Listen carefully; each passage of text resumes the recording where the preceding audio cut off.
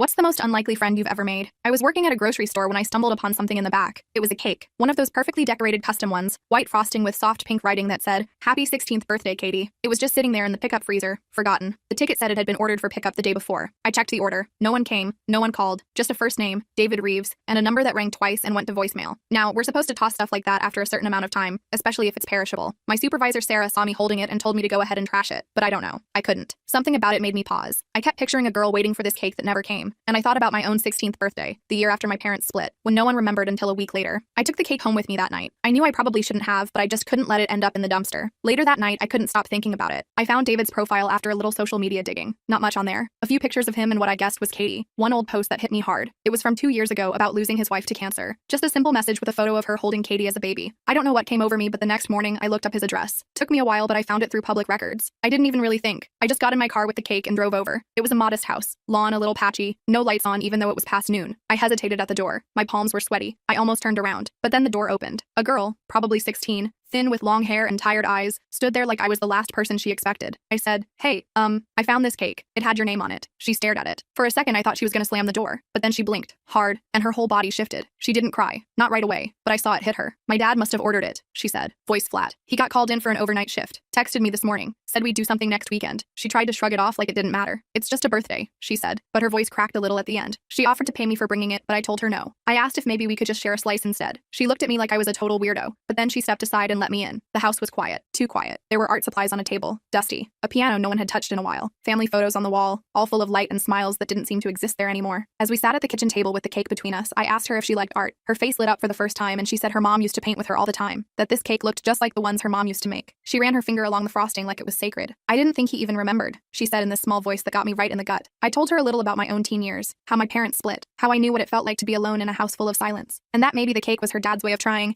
even if it was messy and late and a little broken. She stared at me for a long second, then pulled out her phone and took a picture of the cake. She typed something, hesitated, then sent it. "I told him thanks," she said it was perfect. A few minutes later, her phone rang. She put it on speaker. Her dad's voice was rough and quiet. "I'm sorry, Em. I didn't forget. I didn't want to mess it up." "It's okay," she said, and her voice was soft. "Thanks for the cake." He started crying, just a little. I looked away to give them space. When she hung up, she looked at me and asked if I'd stay a bit. We ended up going through her mom's old recipe book. She hadn't touched it since the funeral. Her fingers traced the handwritten notes in the margins like they were something holy. When David got home, he looked confused at first. But when Katie told him what happened, something broke in his face. He hugged her so tight and mouthed a thank you at me. A week later, I got a watercolor card at work. It was a painting of the cake with tiny stars around it. Katie wrote, "Thank you for delivering more than just a cake." She said they were baking again. The first recipe they were going to try was her mom's birthday cake, this time for her dad. She ended it with, "Join us, if it's not too weird to have cake with strangers who aren't really strangers anymore." I still keep that card in my locker.